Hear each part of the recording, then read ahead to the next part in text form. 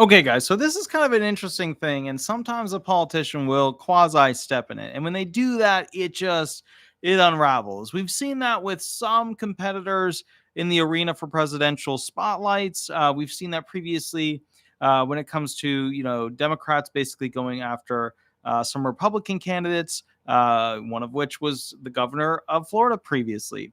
And the bottom line is we have Vivek Ramaswamy, and just to give you a quick summary here, this is by Melissa Koenig. I'm just going to read from the article. It was published November 13, 2023 at 3:27 p.m. Here's the title. Vivek Ramaswamy vows to fire federal workers based on social security numbers.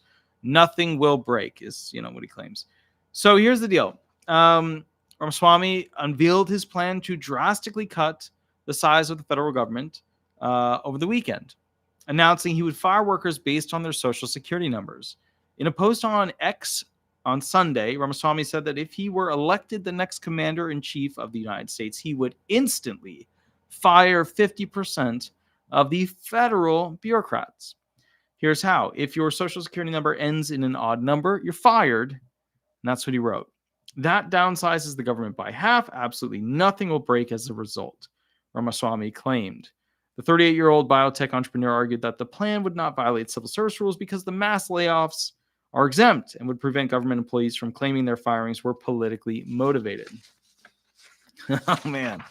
There's so much shit that would break if he did this.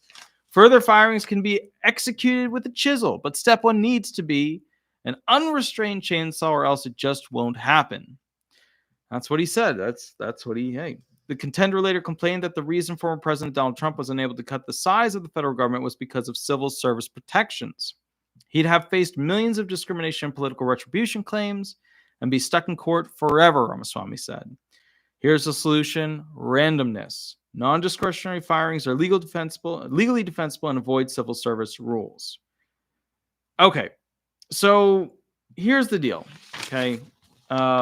And let me read to you the final things here so you kind of understand the backdrop on what's going on here. Ramaswamy argued that the plan would not violate civil service rules. Mass layoffs. Presidential hopeful has campaigned on the platform of cutting the size of the federal government, promising in September he would fire more than 75% of the federal workforce and shutter several major agencies, including the Department of Education, the FBI, the Nuclear Regulation Commission, and the Bureau of Alcohol, Tobacco, Firearms, and Explosives. He would also completely crash the Social Security Administration. Completely and utterly crash the Social Security Administration. This is what he had to say. We will use executive authority to shut down the deep state, Ramaswamy told supporters at the American First Policy Institute. Okay, about 2.25 million people work for the federal government in civilian roles, and cutting more than 75% of that total would result in more than 1.6 million people being fired. Additionally, the Congressional Budget Office has said nearly 60% of federal civilian workers are employed by the Departments of Defense, Veterans Affairs, and Homeland Security, all agencies that Ramaswamy has not vowed to cut. What about the Social Security Administration? Jeez Louise. So I had to go back and look at this because I was a little bit confused as to where he was coming from with this. Because this is not a good look for him. Look, you know what I mean? He's had some good ideas, but this is not one of them. So let's go back to this real quick as to what he said. Okay. All right. He said, let me just get the exact quote that I want here about who he's going to go after. I have to find it. Hold on. It's right here. Let me see. Okay. All right. So he would instantly fire 50% of federal bureaucrats. So I was like, what does he mean by that? What does a federal bureaucrat really mean? April Galton, thank you for the $5 donation. Super appreciate it. Thank you. Absolutely awesome. That's very cool. Thank you. Now, I looked at this thing and I wasn't sure what he meant by a federal bureaucrat. So I started to click around and try and figure out essentially, well, what does that mean? Because he said he's only going to fire federal bureaucrats. I mean, is that like everybody? Because everybody's talking and that means everybody. But, he specifically said bureaucrats. Is that we just hate that word now? Is that like a bad word? Has it always been a bad word? Has it evolved recently to be a worse word? Like, where are we at with that? So if we go to Google and we type in bureaucrat, here's what comes up with. An official in a government department, in particular, one perceived as being concerned with procedural correctness at the expense of people's needs. Okay, that's fair. Basically, somebody who only wants procedural perfection which would be the enemy of just getting her done. Cool. All right. Then I went to essentially Black's Law Dictionary, which is like the legal dictionary that we use in law, and their definitions were crap. Then I went to OED, the Oxford English Dictionary, which is like the ultimate dictionary. It's the dictionary of all dictionaries. It's literally got every English word in it. I couldn't get access to it unless I got a subscription. So I went to the best thing I could get for you other than Google, which was Merriam-Webster's dictionary. Here we go. I was going to look up case law, but it was too late. I was just like, whatever, let's just do some Webster. All right. In French, a bureau is a, oh, wait. Where's the actual, here it is. A member of bureaucracy, government, that's useless. Here's the fun fact. Here's the did you know. In French, a bureau is a desk. So bureaucracy means basically government by people at desks. Despite the bad mouthing they often get, partly because they usually have to stick so close to the rules, bureaucrats do almost all the day-to-day work that keeps the government running. The idea of bureaucracy is to split up the complicated task of governing a large country into smaller jobs that can be handled by specialists. Bureaucratic government is nothing new. The Roman Empire has had an enormous and complex bureaucracy, with the bureaucrats at lower levels reporting to bureaucrats above them, and so on, up to the emperor himself. So, based on our great Merriam-Webster dictionary, the great, incredible dictionary, Merriam-Webster, based off of that, he meant he was going to fire everybody, which then leads me to believe, from a political standpoint, how does his social security number end? Is that even, or is it odd? Like, is he just gonna? I mean, is he the Thanos of politicians? Is he just gonna blip people? Are they gonna be like, it's like, where were you during the Ramaswamy blip? I was there. It was terrible. Oh, I don't know what happened to that. I was working for the government for 30 years, and now I'm working at 7-Eleven. What happened? You know, like that's what it feels. It's like it's weird. You know, that idea is just, it's not super sound. So, anyways, I wanted to pull up some of the details on how the agency is doing at its current staff shortages. So, if we took it from like 65,000 employees, and we cut the SSA down to like 32,500, like 32,000 employees, like what would happen? The whole thing would collapse. You would never get anybody on the phone. You'd never get an in-person meeting. Come on now. All right, so here's some of the stuff you need to know about the current, crisis that's going on with the SSA. The SSA, and I'm going to read directly from this article. It's from SSA employees warn staffing funding crisis will lead to people not receiving benefits. June 26, 2023. Actual physical article on the state of the SSA. That's at a 25-year low unemployment. That means you go back 25 years, and that's how many employees they had back then versus how much they have now. So it's not good. It's not good. Here we go. SSA is in a state of emergency. Over the last decade, Social Security beneficiaries have increased by 25%, while SSA's operating budget has decreased by 17% adjusted for inflation, and hiring is down by 50%. By the end of fiscal year 2022, SSA staffing levels reached a 25-year low. The latest employee viewpoint survey found that the SSA to be the worst large agency to work for in the federal government. Staff attrition. It's never a good word to hear. When you hear attrition, that means it's in trouble. Is sky high as workers leave for better jobs at other agencies and in the private sector. SSA employees work very hard to serve the American public, according to the partnership. It's fluff stuff. More fluff stuff. All right. Kelly is asking Congress to pass fiscal year 2024 budget with at least $16.5 billion for the SSA. Bottom line is this. The unions that are essentially, working for the people who work for the SSA, they are up in arms. They're very unhappy. Their pitchforks are shiny. There's literally, a lot of fire going on. It's not good. Now, if you were to take the SSA at its current levels, and go ahead and cut it in half, as our good friend over here, Vivek, would want, I think what we would have is some basic things. You'd never get anybody on the phone. You wouldn't be able to do an in-person office visit. The lines out the doors of every local field office would be just horrendous. I mean, horrendous. You would basically have, imagine that that obviously would include the DDS reps too. That would include the judges. That's so weird. I mean, think about that. If you went to the judges and you're like, you know what? Your social security number ends with an odd number, you're fired. And your social security number ends with an even number.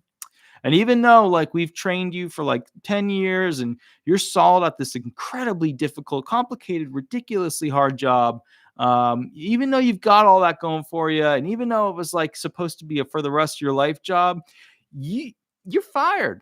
You're fired because you got a 3 at the end of that. You got a 7 at the end of it. You're screwed. It's over. So my point is like it doesn't make sense. It just doesn't make sense. Yes, and I agree with the people in here. It is really really ridiculous how few likes the channel always gets. But if you guys could, don't be stingy with the like button. Hit that like button. It won't hit you back. It likes you. It wants to get a little bit of that. Hey. All right. Now, with that said, my point with this situation is that Rick Scott did another thing back in the day, which made him look terrible. And you're going to be seeing this all tomorrow up in your news feed. It's all over. It's going to be all over your news feed. Vivek talks about destroying the government, ending Social Security. It's going to be all over the news tomorrow. He's going to have to come out with some statement that, and this is where you really get to what kind of a leader he's going to be. He's either going to come out and apologize and then, change it, right? He might specify it, tailor it more specifically. He might completely alter it, whatever. He might come out with a thing where he says, no, I stand by it. And that tells you what kind of leader he's going to be. Is he going to be I will pressure through the front forces and battle my way with the sword in hand? Or is he going to be like, yeah, that was dumb. I'm going to go this way now. I don't want to park my car there. I'm going to go this way. This is going to tell us who exactly he is as a billionaire for being a potential leader as leader of the United States if he potentially continues to grow. It's just, I mean, you got to understand too, like being a genius doesn't mean you're going to say smart stuff. Being a billionaire doesn't mean you're going to say smart stuff. I mean, how many times have we watched Bill Gates stick his foot directly into his mouth?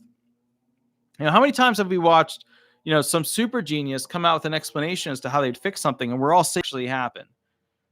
So I guess from my perspective, this was a big whoops.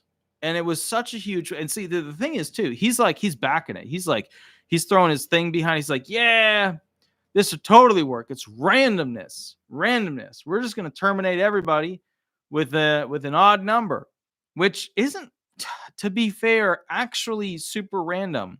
Like if you wanted randomness, you would have a computer program that was designed where it would just, basically you put everybody's name into it, you hit the randomize button, and then it would pop out and say, this is 50% of the government that can be terminated. It would be a true random program. When you're like, no, everybody with an odd number at the end, if you got a 9 on the end of that sucker, you're fired, right? That's not really random.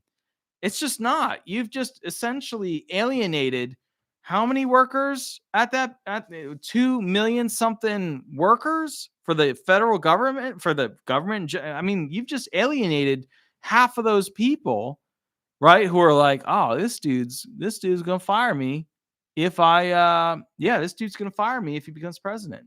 I mean, that was a dumb move. The more I think about this, I'm incredibly shocked. I'm incredibly shocked that he would say this. That's horrific. Because we now know by reading super simple definitions of bureaucrat that he means everybody. We now know that he means 50% of what's in the government, federal bureaucrats, the Fed government. We now know that basically there's 2.25 million. He's going to try and cut around 75% total, which would be 1.6 million people. I mean, how do you win an election where you're telling everybody at the federal government that if you have an odd number that you're going to fire them? That literally might have been the worst political pre-presidential mistake in the history of humankind. You might think Nixon is up there, but I think this one's better. It's definitely saucy. I don't know. What do you guys think? Do you guys think that's like the ultimate, like, poor chess move? It's like, hey, for all those people I'm about to become the owner of, in the sense of being your employer, right? I'm going to fire about 50% of you right up front, and then about another 25% down the line. And just to be clear, I already know which ones I'm going to fire. We're not going to have a raffle. We're not going like maybe it'll be some evens, maybe it'll be some odds. Instead, it's like, you know what? You know what? We're just gonna get the odd people.